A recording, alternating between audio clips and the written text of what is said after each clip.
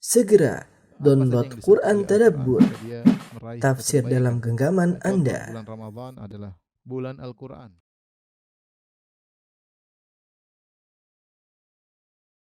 Bismillahirrahmanirrahim. Assalamualaikum warahmatullahi wabarakatuh. Alhamdulillahi ala ihsanih wa syukru lahu ala taufiqihi wa amtinanih wa asyhadu an la ilaha illallah wahdahu la syarika lahu ta'ziman li sya'nih wa asyhadu anna Muhammadan abduhu wa rasuluhu da'ila ridwanih. Allahumma salli alaihi wa ala alihi wa ashabihi wa ikhwanih. Pada ikhwan ahad para jemaah Majelis Ta'lim Qalbun Salim yang dirahmati oleh Allah Subhanahu wa taala. Kita melanjutkan bahasan kita dari kitab Riyadhus Shalihin, masih dalam bab yang kedua, bab taubah, dan kita masih membahas tentang ayat-ayat yang dibawakan oleh Imam Nawawi rahimahullahu taala di bagian awal dari bab. Pada pertemuan lalu telah kita bahas firman Allah, wa tubu ilallahi jami'an ayyuhal mu'minuna la'allakum tuflihun. Ini menunjukkan bahwasanya taubat wajib bagi seluruh kaum mukminin tanpa terkecuali, ya. Tanpa terkecuali, sebagaimana dijelaskan oleh Ibnu Taimiyah rahimahullahu taala bahwasanya seorang mukmin berada di antara nikmat yang dia dapatkan dan dia wajib untuk syukuri, dan betapa sering dia kurang dalam mensyukuri nikmat Allah, atau dia berada di dalam dosa, dia melakukan dosa, maka dia beristighfar dari dosa yang dia lakukan, ya. Jadi mau tidak mau seorang hamba senantiasa butuh untuk bertobat kepada Allah Subhanahu wa taala. Oleh karena ini kewajiban taubat berlaku kepada seluruh kaum mukminin tanpa terkecuali. La'allakum tuflihun, agar kalian beruntung. Al-falah yaitu mencapai apa yang diimpikan, apa yang dicita-citakan, dan menetap pada pencapaian tersebut. Sebagaimana dijelaskan oleh Syekh Muhammad Al-Amin Syinqiti rahimahullah dalam kitab Adwa'ul Bayan, namanya al-falah, yaitu nailul matlub, mencapai cita-cita, kemudian bertahan dalam cita-cita tersebut, dalam apa yang telah dia raih. Dan ini maksudnya adalah surga. Maksudnya adalah surga, karena impian setiap mukmin adalah meraih surga, dan kalau dia sudah meraih surga, dia akan kekal dalam surga tersebut. Jadi di antara sebab untuk meraih al-falah, keberuntungan meraih surga, adalah dengan bertaubat kepada Allah Subhanahu wa taala. Dengan bertobat kepada Allah Subhanahu wa taala. Taib, ayat berikutnya dalam surat Hud ayat 3, kata Allah Subhanahu wa taala, wa anistaghfiru rabbakum tsumma tubu ilaih. Wa anistaghfiru rabbakum, ini perkataan Nabi Hud kepada kaumnya, ya. Wa anistaghfiru, dan bertobatlah kalian, rabbakum, kepada Rabb kalian, tsumma tubu ilaih, kemudian bertobatlah kepadanya. Allah menyebutkan pada ayat ini dua hal, istighfar dan taubat, ya. Wa anistaghfiru rabbakum tsumma tubu ilaih. Beristighfarlah kemudian bertaubat. Seakan-akan ada isyarat ada perbedaan antara beristighfar dengan bertaubat. Dan ini menunjukkan, ya, perbedaan tersebut jelas antara istighfar dengan taubat. Dan yang paling bagus membahas tentang hal ini adalah Syekhul Islam Ibnu Taimiyah rahimahullahu taala dalam Majmu' Fatawa jilid 10 halaman 318 sampai halaman 319. Saya akan jelaskan perbedaan antara istighfar dengan taubat. Kata Allah Subhanahu wa taala,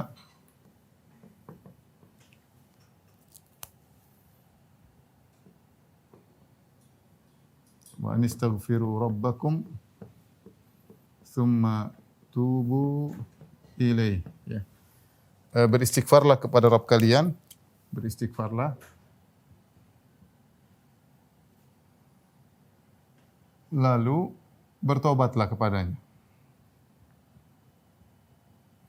Bertobatlah kepadanya. Ya. Kepadanya. Nah, apa bedanya istighfar dengan taubat? Jelas ini Allah menggunakan lalu, seakan-akan antara istighfar dengan taubat adalah dua hal yang berbeda, dan nampak jelas taubat tingkatannya lebih tinggi daripada istighfar. Kita akan bahas perbedaan, ya. Ya. Istighfar, taubat. Secara bahasa, ya. Pertama, secara bahasa, istighfar adalah tolabul maghfirah. Tolabul maghfirah. yaitu mohon maghfirah. Dan maghfirah sudah sering kita bahas, yaitu adalah sitr. Sitr yaitu menutup aib di dunia maupun di akhirat.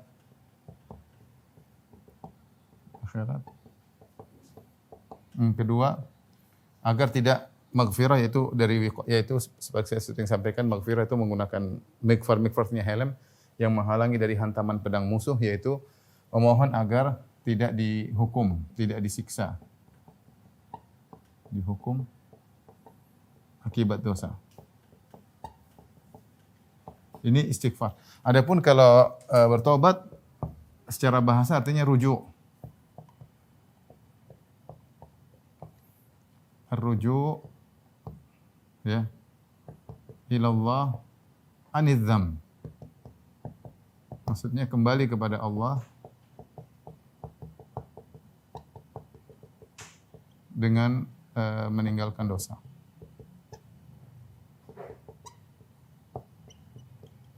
Yang pertama. Yang kedua,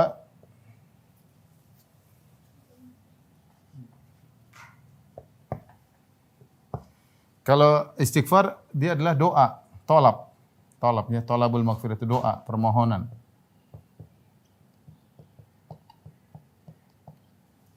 Permohonan tadi agar ditutup. Ya, taubat dia seperti pengkhabaran ya. Jadi dia pengkhabaran kepada Allah, pemberitahuan atau pengkhabaran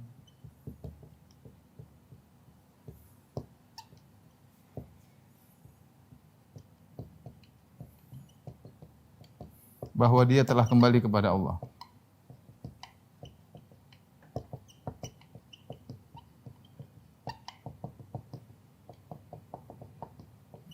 Doa permohonan tadi agar diampuni, ini agar tidak disiksa, ya, agar ditutup permohonan. Ya. Perbedaan ketiga, ya, taubat ada syaratnya, taubat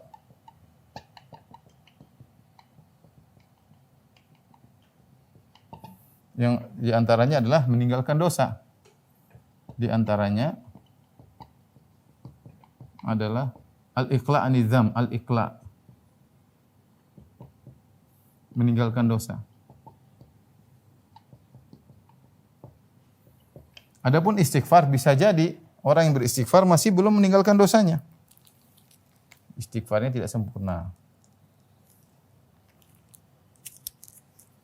Bisa jadi orang yang istighfar masih belum meninggalkan dosa.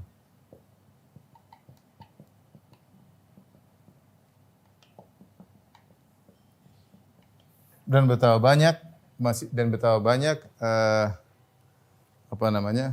banyak orang yang seperti ini, ya. Betapa banyak orang yang seperti ini.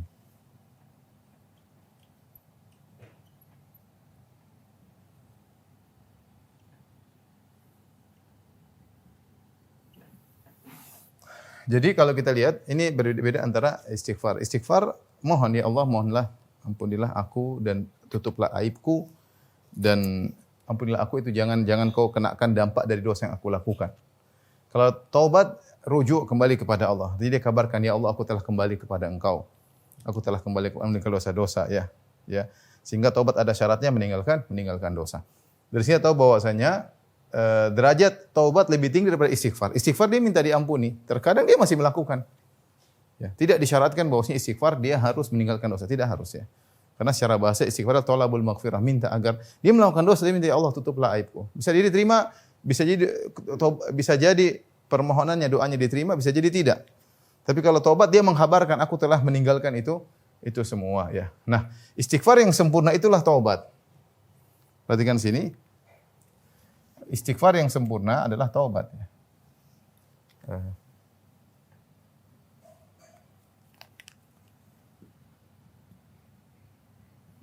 Yang sempurna mengantarkan kepada taubat.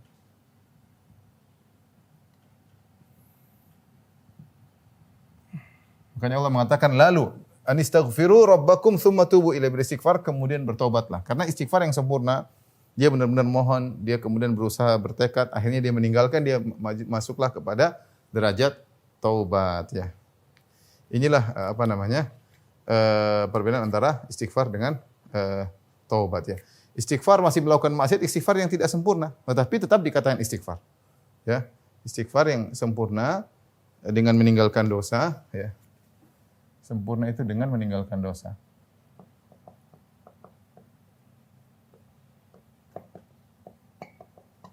Dosa mengantarkan kepada taubat. Dari sini kita tahu bahwasanya seorang yang belum meninggalkan maksiat tetap dianjurkan untuk istighfar.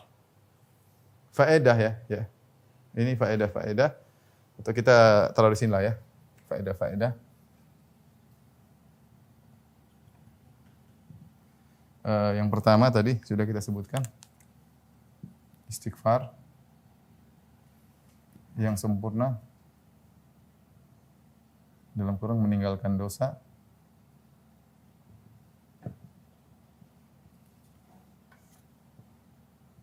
Mengantarkan pada taubat.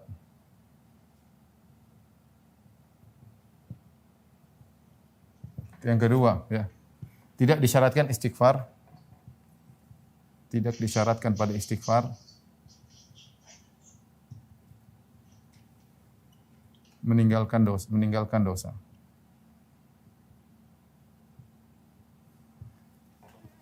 Yang ketiga, orang yang berdosa, yang masih melakukan dosa, tetap dianjurkan istighfar. Istighfar meskipun dia belum bisa bertobat. Meski dia belum bisa bertobat.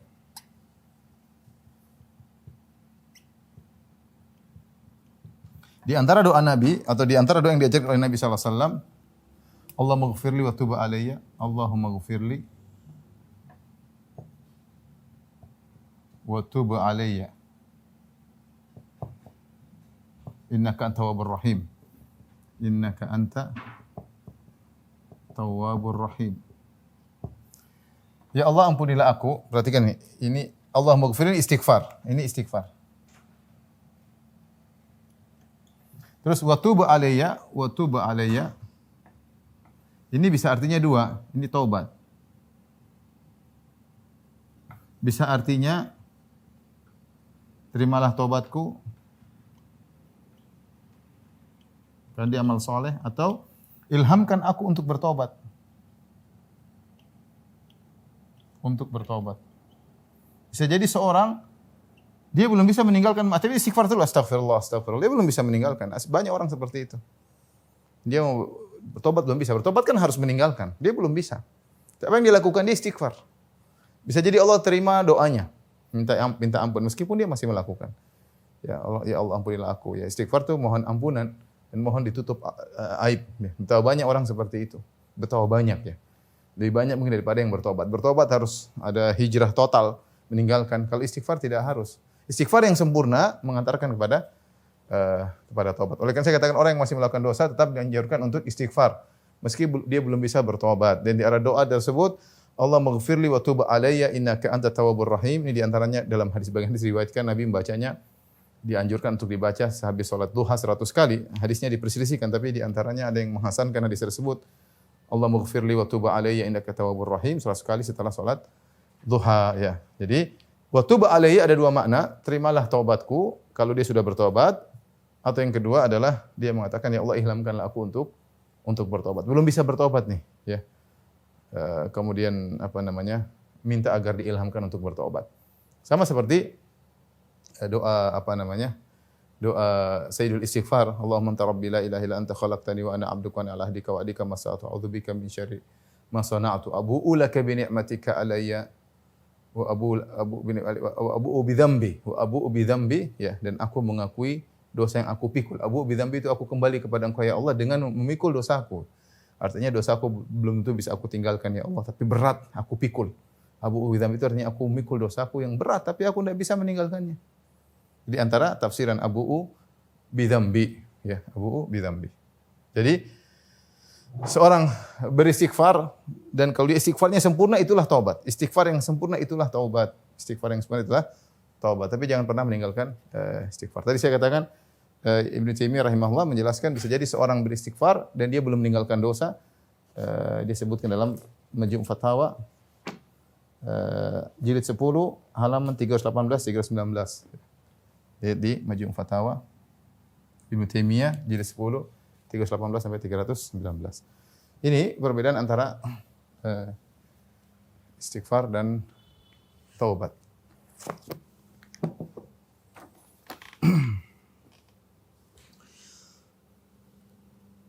Tapi kita lanjutkan ayat berikutnya. Ayat berikutnya Allah Subhanahu wa taala berfirman.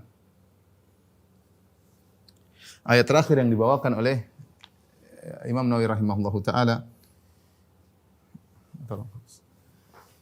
Ya ayyuhalladzina amanu tubu ilallahi taubatan nasuha. Wahai orang-orang yang beriman, bertobatlah kepada Allah dengan taubat nasuh.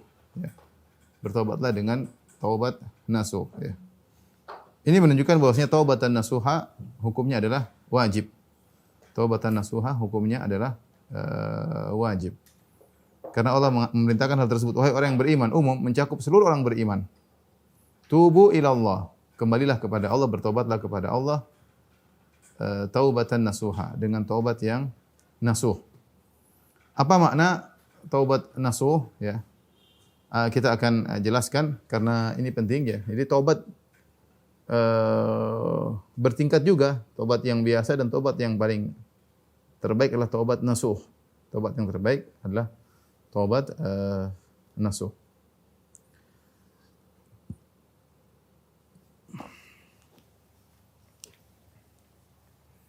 Kata Allah Subhanahu wa taala,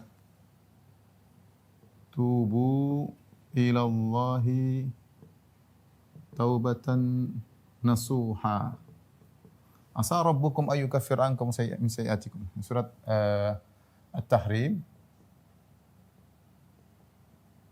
ayat 7. Apa yang dimaksud dengan taubatan nasuha? Taubat nasuha.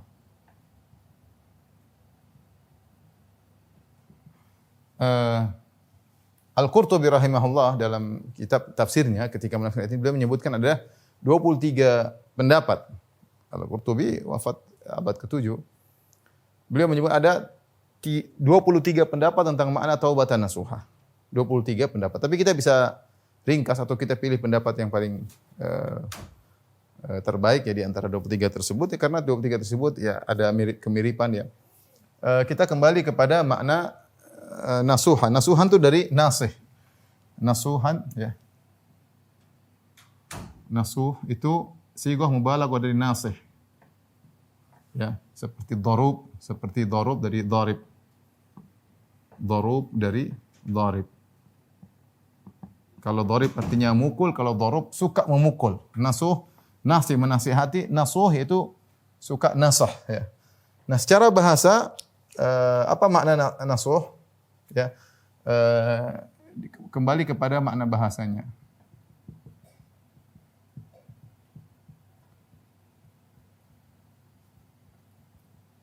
Bisa artinya dari asalun nasih. Asalun nasih artinya madu yang murni. Madu yang dimurnikan atau murni. Yang murni bersih. Dibersihkan dari kotor dari apa? Idza khallasta minasyama, dibersihkan dari lilinnya. Lilin apa? Lilin itu sarang lebahnya.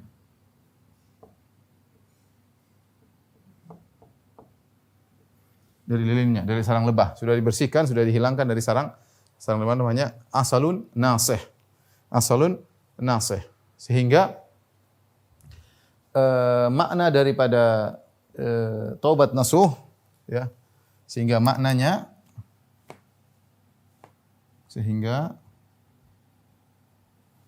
makna dari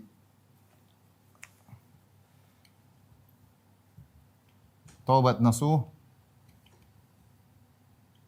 adalah engkau membersihkan taubatmu dari segala nasuha ya. Yaitu membersihkan taubatmu dari segala bekas-bekas dosa ya. Yaitu membersihkan dirimu segala sisa-sisa dosa, baik syahwat maupun syubhat.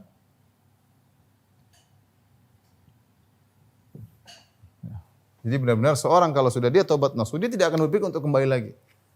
Jadi banyak perkataan salaf yang mengatakan taubat nasuh yaitu taubat yang kau tidak kembali lagi. Kenapa? Karena kau sudah bersihkan dari segala bekas-bekas dosa tersebut. Seorang kalau taubatnya jujur, serius, dia akan meninggalkan seluruh hal-hal yang bisa mengotori taubatnya.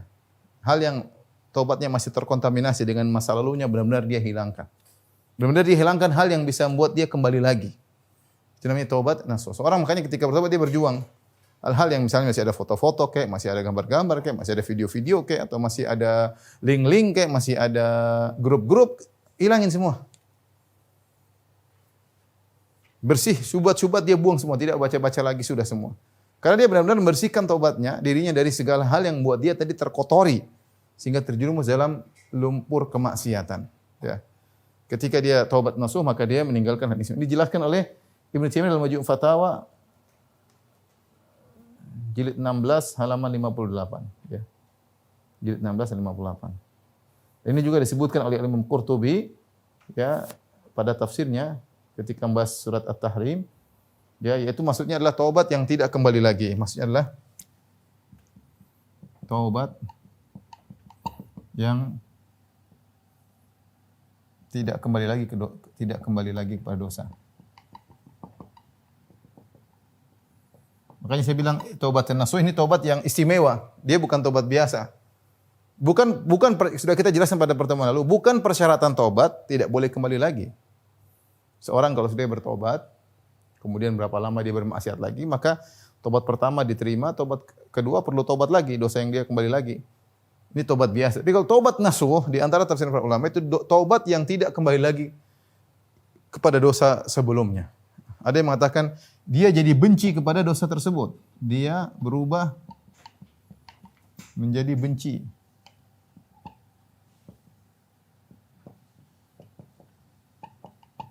Ini semua bisa dilihat dalam perkataan salaf menafsirkan tentang taubat nasuh dalam tafsir Al-Qurtubi rahimahullahu taala. Tapi intinya seorang bertobat, taubat nasuh itu berusaha membersihkan dirinya dari segala syubhat syahwat yang pernah membuat dia terjerumus dalam kemaksiatan. Makanya banyak orang bertobat banyak, tapi tidak sampai pada derajat taubat nasuh banyak. Di sini kesimpulan bahwasanya, perhatikan sini. Itu nanti kita simpulkan belakangan. Ya, banyak orang bertobat tapi tidak sampai pada derajat taubat nasuh. Kemudian yang kedua, taubat dari nasihat dari nasihat, ya. Nasihat. Nasihat yaitu dia menasihati, dalam kurung menasihati ini artinya murni, madu murni. Kalau ini menasihati. Untuk taubat dari taubat yang artinya menasihati, maka ini ditafsirkan dengan dua tafsiran. Pertama, tansahuna biha ghairakum.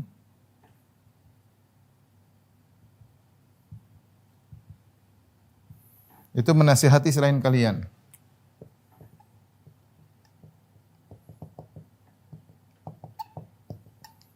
Maksudnya apa? Pelaku taubat menasihati orang lain. Pelaku taubat menasihati orang lain. Kenapa demikian? Karena dia melihat dirinya mengalami kebahagiaan ketika dia bertobat kepada Allah Subhanahu wa taala. Dan apa namanya? La yu'minu ahadukum hatta yuhibba li akhihi ma yuhibbu li nafsihi. Tidaklah beriman salah seorang dari kalian sampai dia menghendaki kebaikan bagi orang lain apa yang dia suka untuk dirinya. Ketika dia merasakan kebahagiaan, lihat begitu orang berhijrah bahagia dia. Memang ada ujian-ujian ada. Tapi hatinya tentram, dia bahagia mengenal kembali kepada Allah, dia bisa meneteskan air mata ketika baca Al-Qur'an, dia meninggalkan masa lalunya. Ini kebahagiaan yang dia rasakan, dia ingin tularkan kepada orang lain, ya. Kebahagiaan tobat dia tularkan kepada orang lain. Maksudnya apa? Kebahagiaan tobat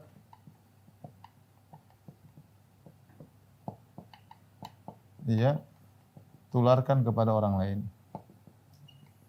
Sehingga dia selalu menasihati orang lain, wahai kalian bertobatlah, bertobatlah. Namanya taubat nasuha.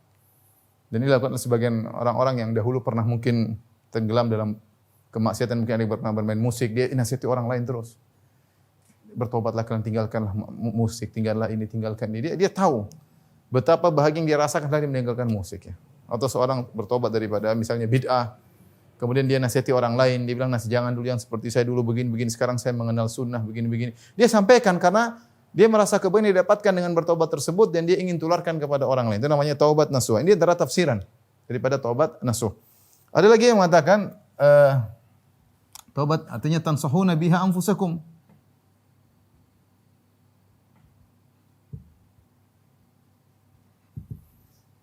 Itu menasihati diri kalian sendiri. Menasihati diri kalian sendiri. Maksudnya apa ini?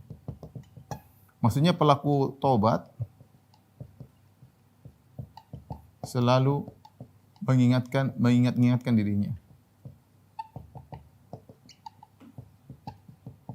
agar tidak terulang lagi. Agar tidak terulang lagi. Dan ini banyak tafsiran salaf seperti ini. Jadi dia menjadikan dosanya baina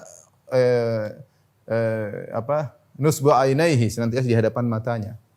Seakan-akan dosa tersebut selalu di hadapan dia. Dan dia menyesali. Kalau dia ingat dosanya dia menangis, ya. Dia ingat dosanya dia menangis, ya. Ini bisa dilihat di Ruhul Ma'ani. Ini lihat Ruhul Ma'ani. Kalau ini bisa dilihat di Tafsir Al-Qurtubi. Ya. Dua-duanya makna yang indah. Di antara konsekuensi taubat nasuha, dia selalu ingat-ingat dirinya. Ingatkan kamu, dia selalu mengingatkan dirinya. Ya, bahwasanya kamu pernah terjerumus dalam dosa yang salah dan kau kembali kepada Allah. Jangan sampai terulang lagi. Jangan sampai terulang lagi. Dia ingat-ingatkan dirinya. Ya. Sampai ada di antara tafsiran sebagian salaf ada yang mengatakan juga dia tidak pede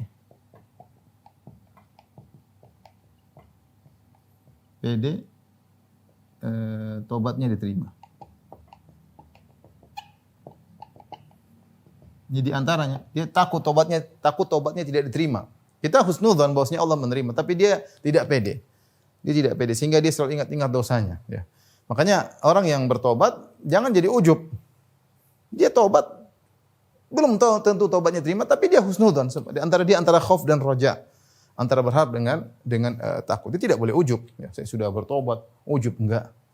Ya. Kalau lihat Ka'ab bin Malik radhiyallahu anhu, wa 'ala thalathati alladziina khulifu hatta idza dhaqat 'alaihimul ardu bima rahabat wa dhaqat 'alaihim anfusuhum. Kan datang cerita kisahnya bagaimana Ka'ab bin Malik, ya, dengan dua temannya, mereka bertiga. Mereka sahabat-sahabat yang mulia, Ka'ab bin Malik selalu ikut jihad selama ini. Ketika perang Tabuk dia tertinggal, dia bertobat tidak langsung diterima tobatnya oleh Allah. Sampai tertunda berapa 50 hari baru Allah terima tobatnya. Allah turunkan wa 'ala thalathatil ladzina khulifu. Dan 3 orang yang tertunda tobatnya. Bayangkan, ya. Maka seorang tidak pede dengan dia bertobat, insyaallah Allah terima. Kita husnudzon karena Allah Tawwabur Rahim, Allah Maha menerima taubat. Tapi jangan dia pede. Sehingga ketika dia tidak pede, dia selalu menyesali dirinya. Selalu dia menyesali dirinya, kamu jangan ngulangi lagi. Kamu jangan ngulangi lagi. Jadi namanya taubat nasuha itu dia menasihati dirinya agar tidak terulang lagi. Taubatmu saja dulu belum tentu diterima. Terus kau nasihati dirinya, ya. Apalagi Allah mengatakan, ya ayyuhalladzina amanu tubu ilallahi taubatan nasuha. Asa rabbukum. Makanya di antara sebagian tafsir mengatakan kenapa Allah menggunakan asa rabbukum, semoga Rabbmu. Agar kalian tidak pede, tidak ujub. Allah tidak mengatakan dalam ayat itu, Allah tidak mengatakan Allah ampuni, tapi Allah semoga asa rabbukum ayyukaffira ankum min sayyi'atikum. Semoga Allah mengampuni dosa-dosa kalian. Ada kata asa rabbukum, agar seorang senantiasa waspada, jangan sampai terulang lagi, ya. Ini namanya taubat nasuha di antara tafsiran. Di antara tafsiran nasuha dari apa namanya? Nasahatu ats-tsaub. Nasahatu ats-tsaub idza ay khiyatatuhu. Maksudnya menjahit baju, artinya menjahit baju.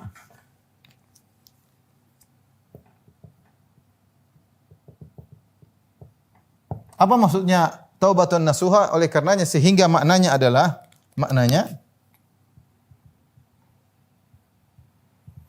sebagaimana kita menasihati menjahit baju, sebagaimana menjahit baju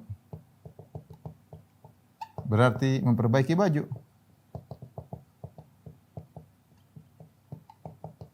Baju yang robek-robek, yang bolong-bolong, maka demikian pula ketika bertobat. Benahi diri.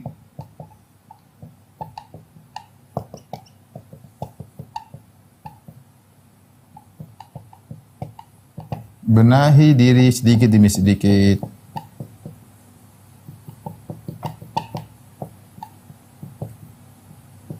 Harus ada progres, namanya orang bertobat itu, harus ada progres. Berkembang, pelan-pelan bertobat, perbaiki. Sebagaimana ada baju yang robek dia jahit. Itulah taubat nasuha. Itulah taubat nasuha. Seorang bisa mengukur dirinya, dia sudah taubat nasuha atau tidak. Masing-masing kita tahu. Masing-masing kita tahu. Makanya dari sini kita tahu faedah, ya.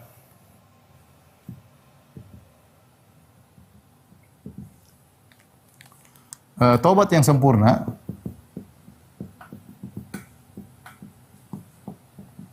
adalah taubat nasuha. Yang seorang tidak kembali lagi.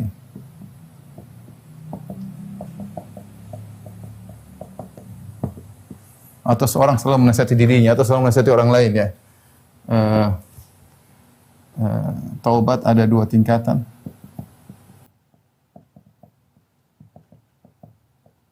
Yang pertama, taubat nasuh. Yang kedua, taubat yang pelakunya masih kembali lagi.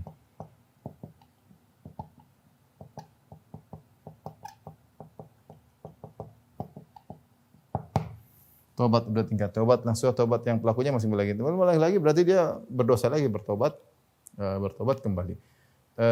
Ketiga, taubat nasuh hukumnya wajib.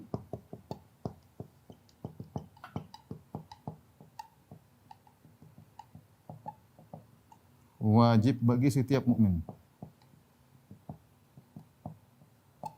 Makanya kalau Anda sudah sampai pada tahapan taubat ini, berusaha naik ke taubat nasuha. Ini berusaha naik ke taubat nasuha. Gimana caranya? Ya. Banyak orang sudah sampai tahapan ini, banyak. Ya.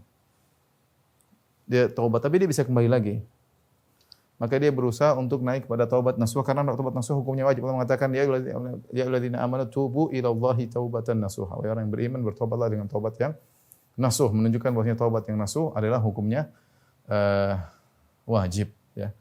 Hukumnya wajib. Baik. Inilah makna daripada taubatan nasuha yang Allah sebutkan dalam surat At-Tahrim. Baik, ikhwan dan akhwat, para jamaah Majelis Ta'lim Qalbun Salim yang dirahmati oleh Allah Subhanahu wa taala. Kita lanjutkan. Setelah itu Al-Imam Nawawi rahimahullahu taala masuk dalam hadis-hadis yang menjelaskan tentang masalah taubat dan juga tentang istighfar. Ya, yang pertama, hadis pertama dibawakan oleh Imam Nawawi rahimahullahu taala, wa an Abi Hurairah radhiyallahu taala anhu. Dari Abu Hurairah radhiyallahu taala anhu qala, beliau berkata, sami'tu Rasulullah sallallahu alaihi wasallam yaqul, aku mendengar Rasulullah sallallahu alaihi wasallam bersabda, wallahi inni la astaghfirullah wa atubu ilaihi fil yaumi aktsar min 70 marrah. Demi Allah, kata Nabi sallallahu alaihi wasallam, demi Allah, sungguhnya aku ini beristighfar kepada Allah dan aku bertobat kepadanya selama setiap hari lebih dari 70 kali. Rawahul Bukhari. Ya, rawahul Bukhari. Hadis riwayat Imam Al-Bukhari. Saya ulangi, Nabi SAW berkata, wallahi, Nabi bersumpah demi Allah, inni la astaghfirullah, aku sungguh bertobat, beristighfar kepada Allah, wa tubu ilai, dan bertobat kepada Allah, fil yaumi, dalam sehari, akthar min 70 marrah, lebih daripada 70 kali. Rawahul Bukhari. Kemudian juga hadis berikutnya Anil Aghar bin Yasar Al-Muzani, dari Al-Aghar Al-Muzani radhiyallahu anhu qala, beliau berkata qala Rasulullah sallallahu alaihi wasallam, Rasulullah SAW bersabda, ya ayuhan nas tubu ila Allah wastaghfiruh, wahai orang-orang, wahai manusia sekalian, bertobatlah kepada Allah, beristighfarlah. Fa inni atubu fil yaumi mi'ata marrah, sungguhnya aku bertobat kepada Allah dalam sehari 100 kali. Jadi Nabi dalam sebagian riwayat, dalam hadis Abu Hurairah mengatakan lebih dari 70 kali. Dan dalam hadis yang lain, hadis Al-Aghar Al-Muzani, Rasulullah SAW mengatakan aku bertobat sehari 100 kali. Dan dalam riwayat yang lain, hadis Ibnu Umar dan riwayat Ahmad dan yang lainnya dengan sanad yang sahih, Rasulullah SAW terkadang sekali majelis 100 kali. Sekali majelis 100 kali. Seperti dalam hadis Ibnu Umar, annahu kana qa'idan ma'a Rasulillah sallallahu alaihi wasallam faqala Allahumma ighfirli wa tub alayya innaka tawwabur rahim. Kata Ibnu Umar, suatu hari dia duduk bersama Nabi sallallahu alaihi wasallam, kemudian Rasulullah SAW berzikir dalam duduknya tersebut, Allahumma ighfirli wa tub alayya innaka antat tawwabur rahim. Rasulullah SAW beristighfar dalam zikir, dalam majelisnya tersebut, hatta addal addu ya biyadihi mi'ata marrah. Sampai ada orang yang hitung. Ternyata Rasulullah beristighfar 100 kali. Sekali majelis, sekali duduk Rasulullah SAW beristighfar 100 kali. Ini menunjukkan Rasulullah SAW sering beristighfar dan bertobat kepada Allah Subhanahu wa taala. Sampai dalam hadis ini Rasulullah SAW bersumpah, wallahi, ya, wallahi demi Allah. Kenapa Nabi bersumpah? Agar benar-benar kita menjalankan perintah Nabi tersebut. Nabi sampai bersumpah, saya sendiri begitu, ya. Seharusnya kita bisa berpikir kalau Nabi saja begitu, kita harusnya lebih daripada itu. Karena kita penuh dengan dosa. Makanya Rasulullah mengatakan, wallahi, inilah astaghfirullah. Sampai membuat penekanan. Wallahi demi Allah. Kemudian ini, pakai nun taukid. Sungguhnya aku ini. Kemudian pakai lam taukid. La astaghfirullah. Rasulullah kumpulkan 3 penekanan. Wallahi sumpah. Ini dengan nun taukid. Kemudian lam taukid. 3 penekanan. Kalau kita artikan demi Allah, sungguh-sungguh benar-benar aku ini istighfar kepada Allah, bertobat kepadanya dalam sehari lebih dari 70 kali. Lebih dari 70 kali. Kemudian dalam riwayat tadi sampai 100 kali. Bahkan dalam sebagian riwayat dalam satu majelis sampai 100 kali. Ini menunjukkan wajib bagi kita untuk beristighfar kepada Allah Subhanahu, bertobat kepada Allah Subhanahu wa taala. Ya. Timbul pertanyaan, kenapa Nabi SAW beristighfar? Karena Rasulullah SAW dosanya telah diampuni. Ya. Rasulullah SAW telah diampuni dosa-dosanya. Kata Allah Subhanahu wa taala, "Inna fatahna laka fathan mubina liyaghfira lakallahu ma taqaddama min dhanbika wa ma ta'akhkhar wa yutimma ni'matahu 'alaik wa yahdiyaka siratan mustaqima." Dalam surat Al-Fatah kata Allah Subhanahu wa taala, sungguhnya inna fatahna laka fathan mubina, kami telah memberikan engkau kemenangan yang nyata, ya. Liyaghfira lakallahu ma taqaddama min dhanbika wa ma ta'akhkhar, agar Allah mengampuni dosa-dosamu yang telah lalu dan yang akan datang. Rasulullah SAW diampuni dosanya telah lalu akan datang. Tapi Rasulullah SAW masih terus beristighfar. Allah mengatakan bahwasanya istighfar Nabi SAW ada beberapa hikmah. Yang pertama, Rasulullah beristighfar karena beliau tawadhu kepada Allah Subhanahu wa taala. Dan beliau menganggap bahwasanya kurangnya ibadah beliau itu adalah dosa bagi beliau. Padahal tidak sampai wajib, ya. Tapi beliau menganggap kurangnya ibadah yang beliau lakukan merupakan bentuk syukur yang kurang. Makanya ketika Nabi SAW salat hatta tafattar qadamah, sampai kedua kaki beliau pecah-pecah, dalam riwayat tatawarram qadamah, sampai kedua kaki beliau bengkak-bengkak, bersolat sampai kakinya bengkak, bayangkan. Solat sampai kakinya pecah-pecah. Aisyah bertanya, Rasul, kenapa demikian? Solat sampai seperti ini. Waqad ghufira laka ma taqaddama min dzambika wa ma ta'akhkhar. Padahal engkau telah diampuni dosa yang telah lalu dan akan datang. Kata Nabi SAW, afala akunu abdan syakura. Kenapa aku tidak menjadi hamba yang pandai bersyukur? Sehingga Nabi memandang bahwasanya dia perlu banyak beristighfar karena mungkin menurut dia syukurnya itu tidak sesuai dengan keagungan Allah.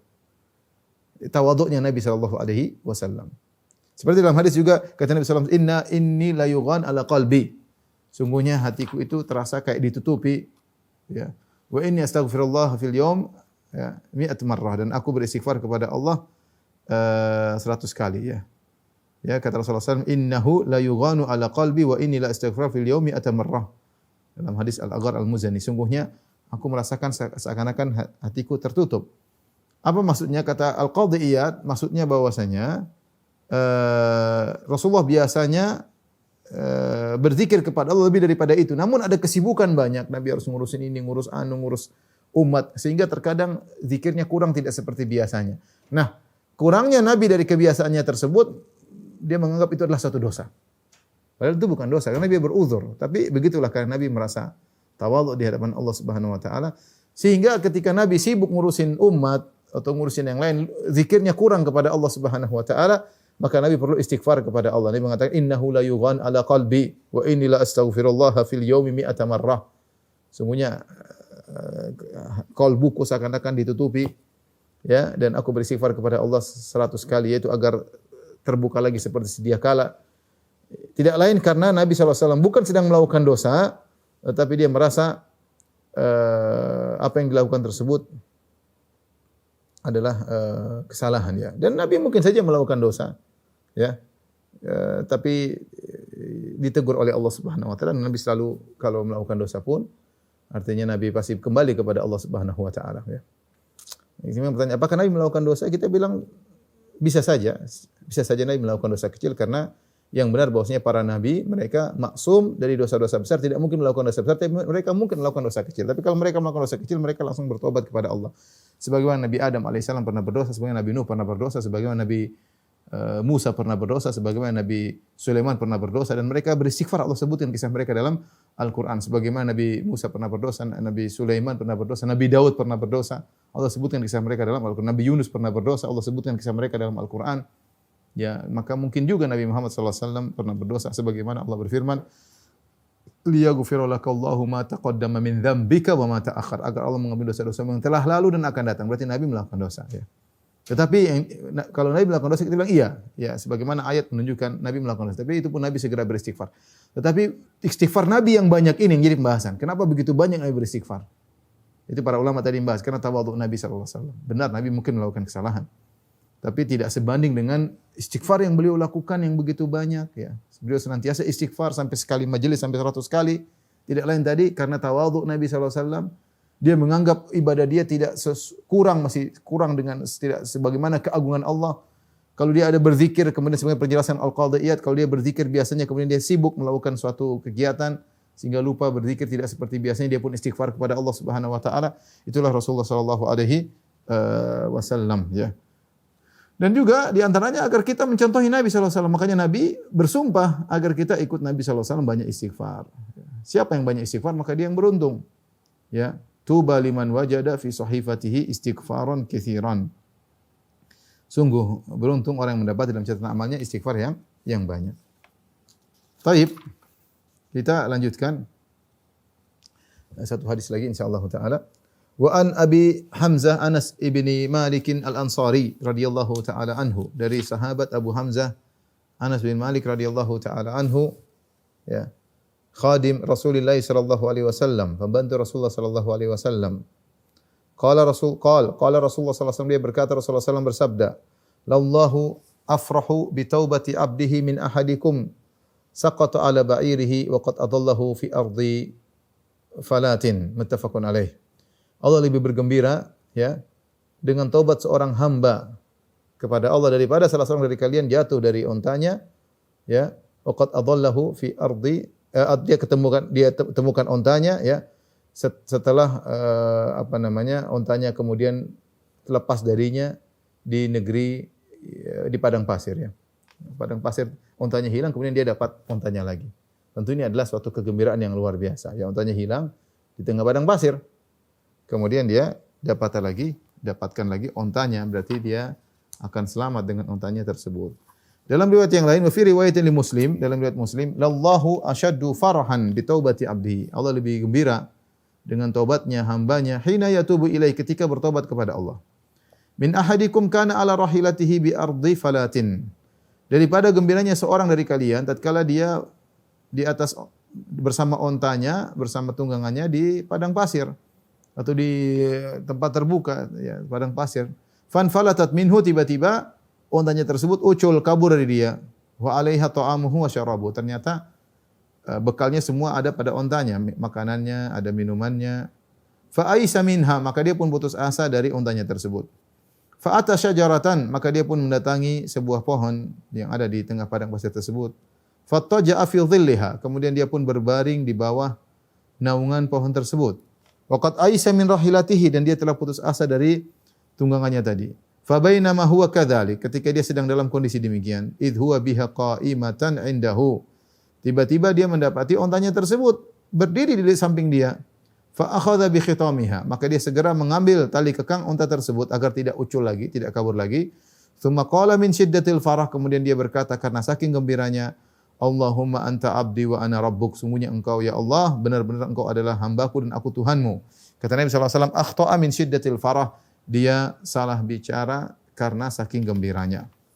Dia salah bicara karena saking gembiranya. Lihatlah, Nabi menggambarkan bagaimana Maha Pengampunnya Allah dan Ghaffar, Maha Pengampunnya Allah dan Tawwab, Maha menerima taubatnya Allah. Karena ternyata taubatlah ibadah yang agung, ibadah yang disenangi oleh Allah Subhanahu wa taala. Ibadah yang disenangi oleh Allah Subhanahu. Makanya kalau ada hamba yang bertobat kepada Allah, maka Allah gembira. Ya, dan kegembiraan Allah tersebut sangat luar biasa. Lebih daripada gembiranya seorang yang kondisinya yang tadi Nabi sebutkan. Kita bayangkan, kalau kita bicara manusia mana yang paling gembira? Inilah manusia paling gembira yang bisa kita gambarkan di atas muka bumi, yang bisa ditangkap oleh orang-orang ketika itu yang tinggal di Jazirah Arab. Yang kehidupan mereka adalah melewati padang pasir. Rasulullah menggambarkan kegembiraan, kalau gembiraan zaman sekarang mungkin berbeda. Ini Rasulullah berbicara tentang audiens yang ketika itu mereka tahu tentang padang pasir, tentang onta, tentang bagaimana sulitnya melewati perjalanan panjang di padang pasir, bagaimana gambaran kalau ternyata tunggangannya kabur, mereka tahu tentang hal tersebut. Maka di antara bentuk paling gembira adalah seorang yang sedang melakukan safar di tengah padang pasir, membawa bekalnya di atas ontanya, membawa minumannya di atas ontanya, tiba-tiba ontanya kabur meninggalkan dia, dan dia sudah terjebak di tengah padang pasir. Mau kemana dia? Tidak ada tempat untuk meminta pertolongan. Dia lanjutkan perjalanan, dia pasti mati di jalan. Dia kembali sudah tidak mungkin lagi, sudah terlalu jauh, dia sudah di tengah-tengah padang pasir. Mau makan enggak bisa, makanan dibawa sang onta. Mau minum enggak bisa. Ya mau nunggu orang lewat, orang belum tentu lewat situ. Pasrah dia. Makanya Rasulullah gambar ini orang sedang dalam kondisi sangat parah. Ontanya kabur, ucul dari dia, dan semua bekalnya bersama onta tersebut. Makanya Nabi SAW mengatakan, fa'ayisa minha, maka dia pun putus asa. Sudah, dia merasa tidak bakalan ketemu lagi dengan ontanya. Dia bakalan tidak ada kemungkinan probability meskipun 1% enggak ada. Sudah, onta seperti ini biasanya enggak kembali. Ngapain kembali lagi sama dia? Ini onta main kucing-kucingan atau gimana? Sudah, ini onta ada pergi aja. Enggak kembali lagi. Kemungkinan untuk kembali tadi sangat sulit. Di luar daripada tidak terhitung sama sekali kemungkinan tadi. Fa aisha minha, maka dia pun putus asa.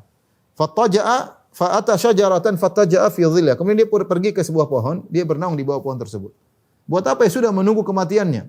Panas yang terik, dia makanan tidak ada, minuman tidak ada. Dia menunggu kematian yang datang kepadanya dengan secara bertahap. Sudah, dia enggak tahu apa, mungkin dia duduk aja sudah. Sudah mau diapain sudah. Ini namanya ya udah pasrah.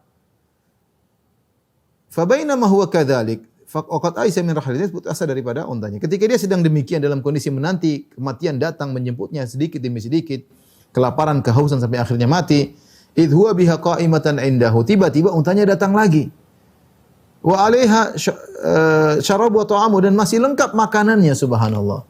Itu onta tiba-tiba muncul lagi setelah dia putus asa, fa akhadha bi khitamiha, segera dia pegang tali kekangnya.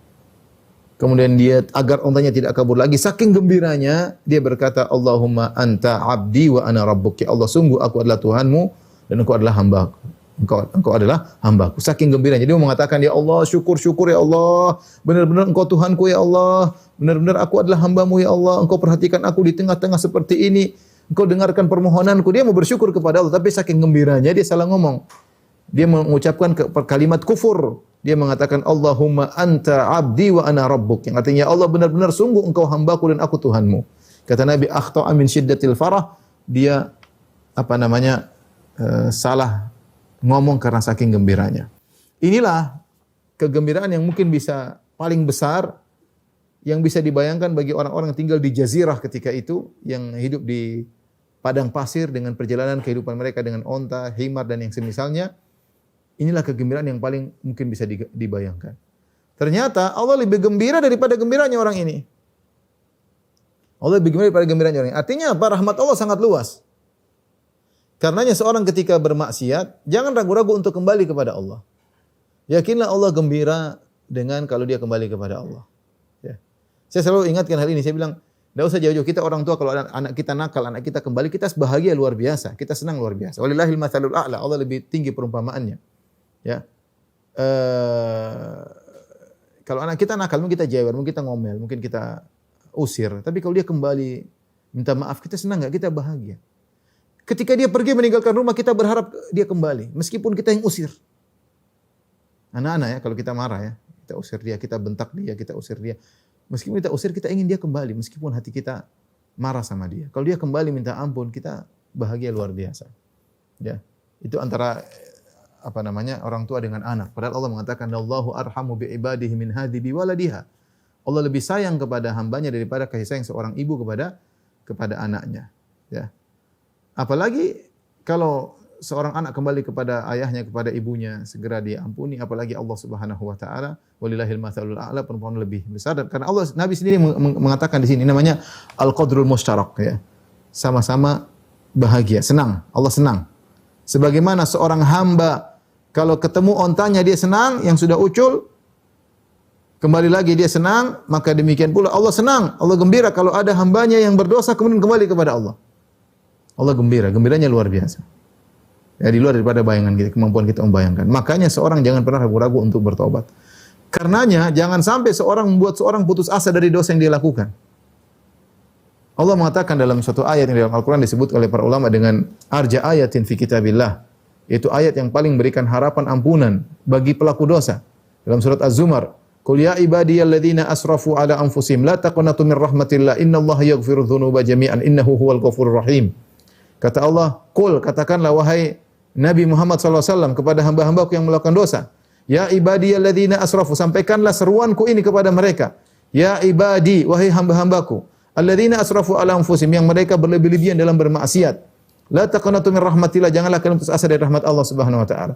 Innallaha yaghfiru dzunuba jami'an, Allah mengampuni seluruh dosa. Innahu huwal ghafurur rahim. Sungguhnya Allah Subhanahu wa taala Maha Pengampun lagi Maha Penyayang. Lihatlah di sini Allah mengatakan bagaimana Allah nampakkan ya kasih sayang Allah luar biasa dalam ayat ini, satu ayat ini. Pertama Allah katakan qul, Allah perintahkan, sampaikan. Siapa yang diperintahkan untuk menyampaikan kasih sayang Allah adalah Nabi SAW dan para dai, para ustadz ya. Hendaknya menyampaikan seruan ini juga. Katakanlah kepada pelaku maksiat. Perintah dari Allah, sampaikan kepada mereka. Apa yang perlu disampaikan? Ya ibadi, Allah panggil wahai hamba-hambaku. Allah masih menyatakan mereka hamba-hamba Allah meskipun mereka terjerumus dalam kemaksiatan. Meskipun mereka berlebih-lebihan, karena israf itu berlebih-lebihan dalam maksiat, bukan sekedar pelaku maksiat, berlebih-lebihan dalam maksiat. Tapi Allah masih mengakui mereka sebagai hamba-hamba Allah. Kalau Allah tidak mengakui kita sebagai hamba-hambanya, kita mau jadi hamba siapa? Pelaku dosa masih diakui sebagai hamba-hambanya. Allah mengatakan, "Qul ya ibadi," sampaikan kepada hamba-hambaku. Ya ibadi wa hamba-hambaku, alladzina asrafu ala anfusihim, yang benar-benar terjerumus berlebih-lebihan dalam melakukan dosa. La taqnatu min rahmatillah, jangan putus asa dari rahmat Allah Subhanahu wa taala. Jangan pernah putus asa. Sebesar apapun dosamu, sebanyak apapun dosamu, jangan pernah putus asa ya. Dari rahmat Allah Subhanahu wa taala. Rahmat Allah sangat luas. Ya. Rahmat Allah sangat luas. Ya. La taqnatu min rahmatillah. Innallaha yaghfiru dzunuba. Sungguhnya Allah menggunakan kata penekanan. Sungguhnya Allah mengampuni az-dzunub, seluruh dosa. Setelah Allah mengatakan Allah mengampuni seluruh dosa, Allah tambah lagi dengan jami'an, seluruhnya tanpa terkecuali. Dosa apapun tanpa terkecuali. Kalau seorang bertobat diterima. Innallaha yaghfiru dzunuba jami'an. Mau zina, membunuh, berdurhaka kepada orang tua, homoseksual, apapun dosa-dosa. Merampok, korupsi, semuanya kembali kepada Allah, bertobat kepada Allah. Syirik kepada Allah, bid'ah, ya, pokoknya apa saja. Innallaha yaghfiru dzunuba jami'an. Allah katakan Allah mengambil seluruh dosa, Allah tutup lagi, Allah kasih penekanan. Sungguhnya innahu huwal ghafur, karena dia Maha Pengampun, apalagi Allah gandengkan sifat pengampunnya dengan Ar-Rahim dan Maha Penyayang. Apalagi yang kurang? Allah gabungkan Maha Pengampun dengan Maha Penyayang. Kenapa Allah Maha Pengampun? Karena Allah Maha Penyayang. Jangan pernah putus asa dari rahmat Allah Subhanahu wa taala. Makanya merupakan kesalahan ketika seorang dai menyampaikan ceramah yang buat seorang putus asa dari rahmat Allah. Tidak boleh. Setelah Allah membuka pintu rahmatnya selebar-lebarnya dalam ayat tersebut. Setelah Nabi jelaskan bahwasanya Allah sangat bergembira dengan seorang yang kembali kepada Allah, maka seorang jangan pernah menunda-nunda taubat. Dia melakukan maksiat segera kembali karena Allah gembira. Allah gembira dengan taubatnya kepada Allah Subhanahu wa taala. Jangan terjebak dengan bisikan syaitan yang buat dia akhirnya tidak bertobat kepada Allah. Sungguhnya rahmat Allah sangat luas, ya. Jika seorang kembali kepada Allah Subhanahu wa taala, ya. Wallahu alam bisawab. Demikian saja kepada majelis taklim Qalbun Salim yang saya sampaikan. Wallahi mohon maaf. Wabillahi taufiq wal hidayah. Assalamualaikum warahmatullahi wabarakatuh.